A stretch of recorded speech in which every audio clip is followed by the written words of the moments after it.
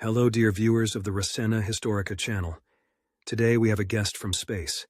She was exiled from a planet of great technology, comfort, and development to a planet inhabited only by cavemen. I invite you to learn about the journey of a Capelin. Welcome. Thank you very much for the invitation.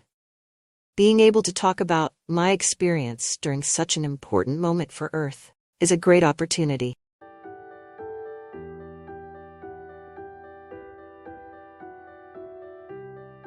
To start, could you tell us a little about Capella? Capella is a star located in the constellation Auriga, also known as the Charioteer constellation. It is one of the brightest stars. If you look up at the sky on a starry night, you can see Capella just below the Orion constellation, between Taurus and Gemini. It's a star system composed of 4 stars. The Sun Capella 1 is 12 times larger than the Earth's Sun, and the Sun Capella 2 is 9 times larger. So Capella isn't a planet? No, Capella is a system. The planet is Adelante, the 5th planet from the Sun. Could you describe what your planet was like? Adelante was very similar to Earth, but about 60 times larger. We had advanced technology and had evolved significantly. We could produce food for the entire population and treat any disease. But even so, we didn't feed or treat everyone. We used natural resources excessively. Despite all the abuses, we reached a very interesting level of technological development. Who were you on Capella? My last incarnations were in the health field. Specifically, in my last life, I was a medical researcher. I contributed to many fantastic discoveries that brought revolutionary treatments for diseases that were certainly fatal. Were you famous? Very famous in my area. What went wrong, considering you helped society with your research? At what cost did I help society? My last incarnations on Capella were dedicated to researching cures for diseases, developing medications and treatments. However, I used all means, both legal and illegal, to achieve my goals. I ignored the medical code of ethics, used money to get approvals, and conducted indiscriminate tests on animals and clandestinely on humans. The truth is, I didn't care who benefited from my research. I cared about the fame and prestige I gained. Is that why you were exiled? Yes, my intellectual evolution was enormous, but my moral evolution was minimal. The vibratory change of Capella could no longer support spirits with low moral value, consequently with low vibration. Can you explain a bit more about this change in Capella's vibration? At that time, Capella was undergoing a vibratory shift. The system vibrated at a denser frequency and would start vibrating at a higher octave. It's a universal law. Everything that exists evolves. Earth today is going through the same situation, moving up an octave, leaving a denser vibration to a higher one. This means that if the planet rises in vibration, everything on it must rise too. There are already many humans on Earth who vibrate at this new frequency, but there are many others who do not. Will those who don't vibrate at the same frequency as Earth be exiled? Practically, yes. We wouldn't say exiled, but rather that they will be moved to a location compatible with their vibration. The matter of magnetism. Is that what happened to you? Yes, a system that would move to a higher vibration was not compatible with an intelligent mind, but morally corrupt, selfish, manipulative, and perverse.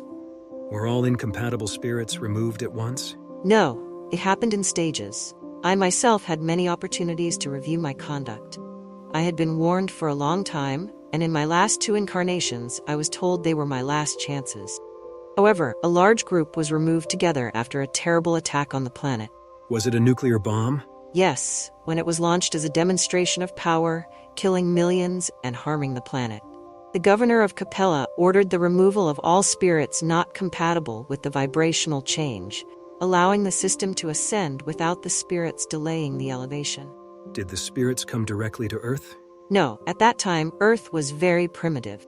The humans living here were almost like animals, with almost no sense of self.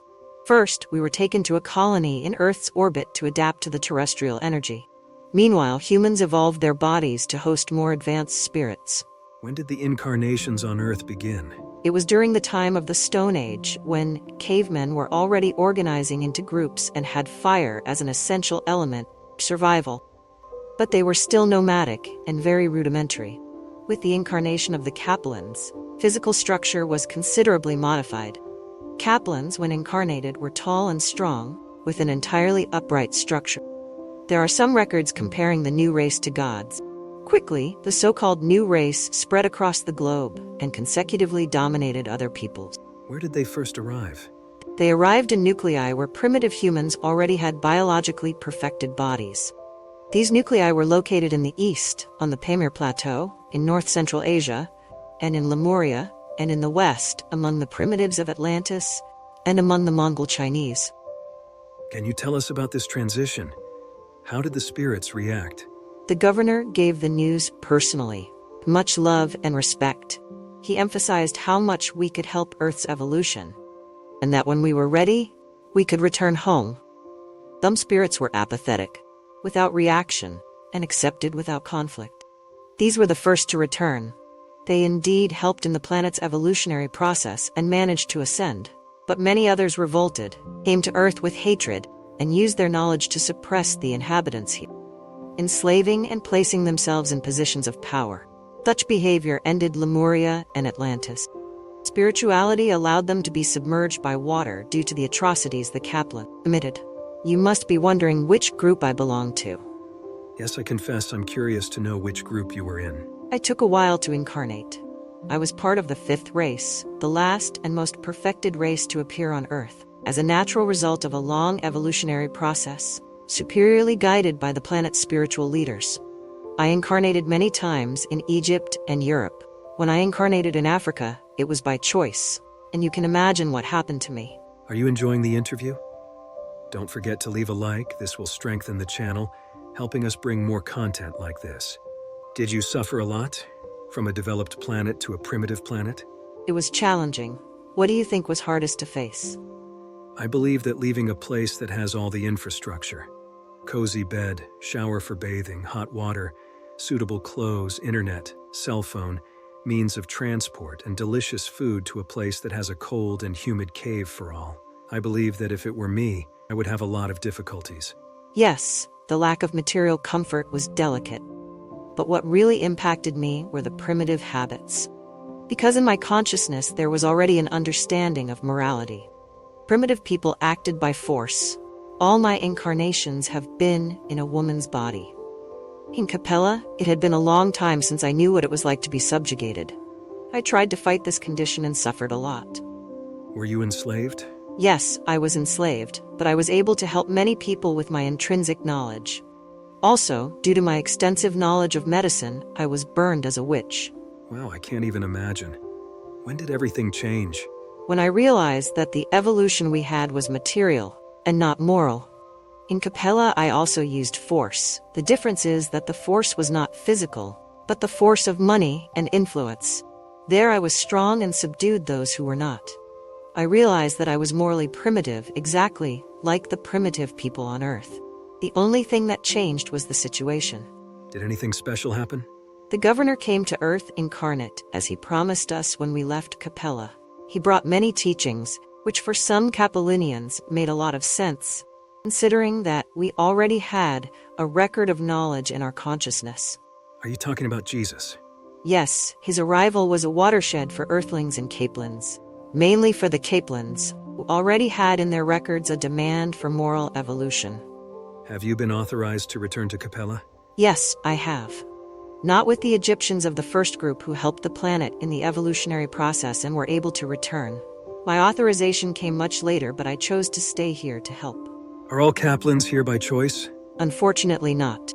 There are Capelins here who risk being exiled from Earth. Few. But there are still some from the third and fourth generations who committed atrocities when they arrived here and still vibrate at a dense scale. Why did the Capelins come specifically to Earth? The governor of Capella is the same as Earth. He used the organization of the worlds under his administration to adjust the vibrations of spirits and planets. How is Capella today? Very advanced. Much more than when I was exiled. A system that vibrates with much love and happiness. What is your current mission on Earth? I am a messenger, bringing the new message to Earth's inhabitants. That's why I'm here with you. It is a time of change. Earth will no longer tolerate those who vibrate hate and sow tears of suffering. Earth will rise an octave, and those who do not rise with it will be removed. Where will the spirits who do not evolve go? They will go to a rudimentary planet like Earth was when it received the Capelins. Some call it Quirum. According to the information we have, it is 50,000 years behind Earth. Many spirits have already been exiled, and many more will be. I think I'm a little scared. How can we assess which spirits will leave and which will stay? Will I stay? Ask yourself what you vibrate. Do you vibrate hate, resentment, segregation, violence? Those who vibrate all this are because they practice all this. In doubt, follow what Jesus said. Love your neighbor as yourself. When Jesus came to earth, he left all the instructions. We're not talking about religion, as he did not bring us any religion. We're talking about love, charity, benevolence, respect, a gentle and humble heart.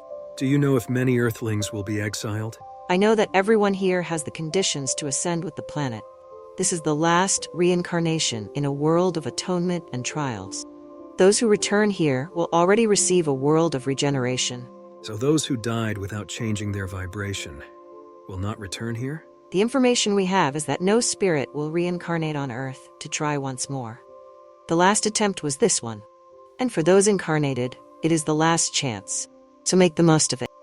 The disincarnated spirits compatible with the vibration are already being prepared for the new Earth. Wow, strong information.